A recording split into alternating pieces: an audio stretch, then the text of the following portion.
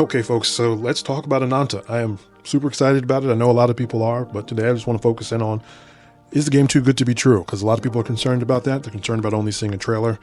And there's two sides to that. Yeah, of course you want to wait until you see gameplay. So I'm not putting down anyone's ideas. I actually am making this video kind of to encourage people, because to get hyped, because we should be able to, in my opinion, we should surely expect devs in 2024 to deliver on what Ananta is showing. And so I just want to share why, because I realized that a lot of the things that I'm using for a reference point, a lot of people in the gacha space or just modern gamers might not have, because they're too young. You know, a lot of games I'm thinking over 15, 20 years old, and games don't really work that way anymore. But I don't think that the developer capability is different. I think just the way a lot of games have gone, and a lot of the modern tropes and problems, the live service and the different monetization forms really pushed these older games that were just wonderful open world experiences. They kind of got moved to the side. They probably just weren't as profitable. So that's a whole different argument. But in terms of capability, we should be hyped. So when you look at Genshin and Wuthering Waves' version of what open worlds are like, Ananta could easily look like it's beyond what the best devs are capable of. So together these trailers of games from, all from more than a decade ago, and it's on much weaker hardware. And I'm gonna let the video speak for itself afterwards. I want to see what you think, if Ananta looks beyond what 2024 devs should be capable of in terms of gameplay. So let me know. The most recent game on the list is going to be from 2013, and the oldest is from 2005. So let's check it out.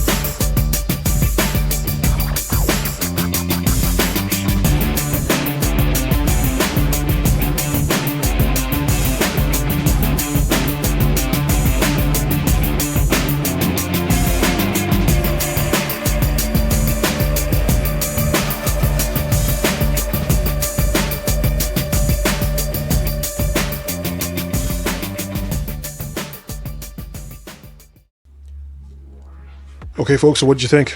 Would you like to see gameplay like that, especially the navigation, the freedom in our open world gachas like Genshin and Wuthering Waves? You think that Ananta really looks beyond anything that we saw there in terms of the scope, the size, the how lively the world seemed? Because I'm boosted. I'd kind of forgotten about these games, honestly, and it has been a nostalgia trip. I'm going to go back and find some of them to reinstall and play them again, because I couldn't quite put my finger on what had felt so different in Genshin and Wuthering Waves. Like, I was like, I thought I liked open world games, but these the worlds feel dead. And like I said, this was 15-20 years ago.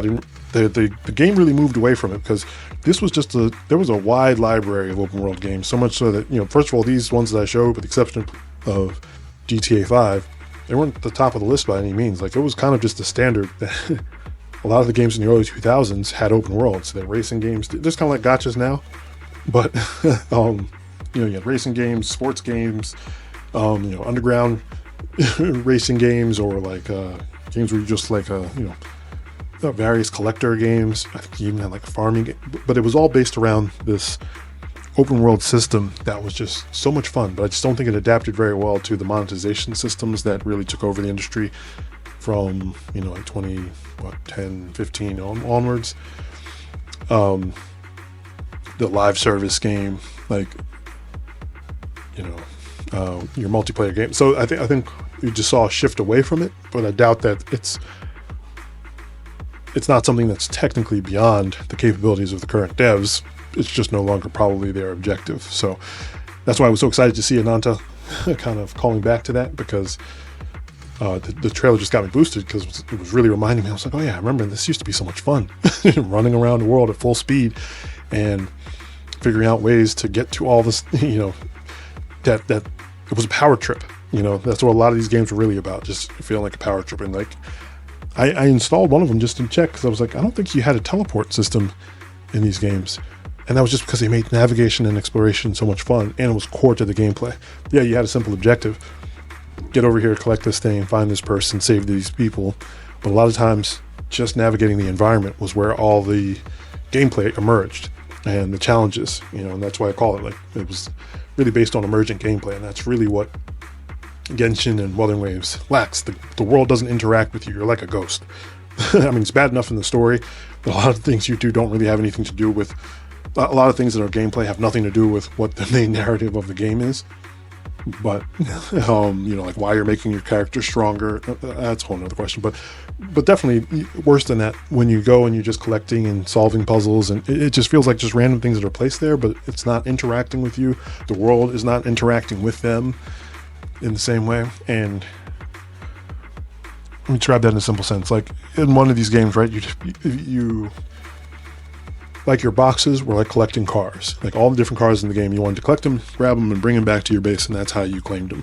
And let's just say that an activity like that, like if it was in Genshin, would give you like 2 or 5 primo gems, or maybe 10 for the most rare cars, right? So it's a pretty simple thing. Now in Genshin, you just go find the thing, you look on the interactive map, you go pick it up, gameplay is over. If in an open world game, or with emergent gameplay, it would be like, okay, you had to go find the thing, but you got to take it from the person who has it. And on the way, they're in a faction who, as soon as you get close to them, now the faction's going to start hunting you down. So you got to track down, or the person's going to run from you, and the people are going to hunt you down. And then, now that you caused a ruckus, the police are going to hunt you down. So it's a simple objective that leads to all of this different gameplay that emerges. And so then you have to decide, well, how can I do this? Can I find the person at a time? Can I snipe them? Can I bribe them? Can I impersonate one of the people in their crew? Can I use a stealth device? And so none of these things are that complicated, or even beyond the systems that are in the game. It's just putting them together in a way that the world can react to your actions and your choices, and then that you can make different choices and kind of create different gameplay for yourself based on what you choose to do. Like, one of the most fun ones was having to go into military bases to try to collect their vehicles or weapons. You can only do one trip at a time, and each time you're going to have to go in, and it depends on which part of the base you need to get to, how heavily defended it was, what time of day it was. Could you start a disaster so that they open the gates, because some of them would come out from there to fight back some other faction in the city, things like that. I'm going to do a whole nother video on, ways that they could implement this into Wuthering Waves. I'll probably talk about the other favorite games, because I think all of them, it's not the capability of the devs. I don't know much about the Ananta devs, but I know Hoyoverse, I know Kuro Games could easily do all of these things. And the tools, the hard part of the game, the actual world itself, they've already done. This is just the scripting, and just taking a little bit more time to see, because you don't have to write down everything for the world to do for every little item. You just, once you've created the systems, you just put the things in a certain place that the player's actions will trigger all the gameplay. And that's what made it so easy for there to be so many different versions of these games from devs of all sorts. It wasn't just like the best devs made the best ones, but the system itself was something that anybody could do. So, the end result is that the world feels alive. It's dynamic. It's incredibly fun to explore.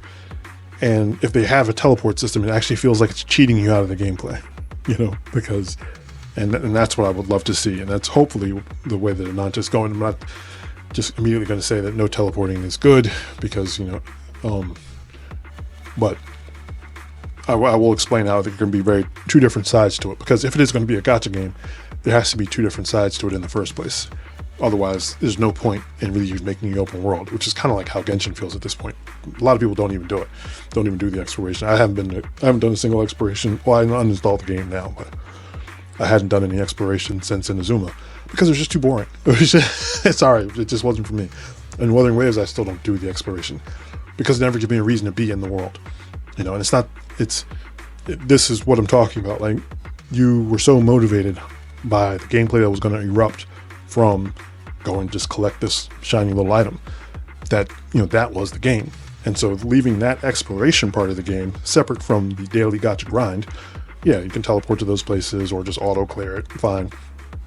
But as far as the exploration of the game, it should just create so much gameplay around it. For one, you get more out of the resources that you've already developed, because you just tune it in a way that it's going to give the players experiences that are just worth having, while they're still trying to do the simple thing. I just want to go get that box. I just want to go find these, whatever those little zone glowies are and all that stuff, or I want to trail this, what are they called, the Sealies in Genshin. So hopefully you get it. I'm boosted. You should be boosted too. Skepticism and pessimism are good, but I could be disappointed later. Right? For now, I'm choosing to be hyped. I'm going to hope that Ananta does what it shows. I believe in them, because why not? If they disappoint me, I'll be exactly where I am today, just hoping on somebody else to pick up the bag, right? So I'm working on a feedback/suggestion video for WuWa, Wuthering Waves, where I'm going to demonstrate some of this Emergent gameplay in Saints Row the Third, and then parallel it to how they could, if I was making Wuthering Waves, I'm going to go back to 1.0 and say, okay, this is what I would have done in the world already, so I can give them the most precise feedback and show that it's not about, hiring a whole bunch of other people to have to create all these other elements. It's literally just going to be, yeah, if you just made this work this way, it would trigger the same thing, and we would have matching gameplay with stuff you already created. At best, it's a few scripts and, the ability for mobs to chase you down. And that's really all you need, right? So, yeah, I'm going to be working on that. It should be easy to implement, and you guys can respond to the feedback. Post your comments below if you like the ideas, if you want to see this kind of stuff in your games. If you don't, and you have reasons why you think it might make your gaming experience worse. Like, it's one thing to not like something that you don't have to interact with, but if it's something that you think, oh, this might make my experience worse, then I can also tweak my feedback to account for that. So all that's very welcome. If you're like, I'm worried that it would make blah, blah, blah, say that, because when I'm writing this feedback, I want it to be stuff that, at a minimum, people just don't care about, and at a maximum makes it better for a better experience in the game for, dominance of the audience for everybody. So stick around the channel if you're fans of these games and positive feedback. Leave your suggestions, thoughts, and hopes for the future in the comments below. Thanks for watching, and I'll see you in the next one.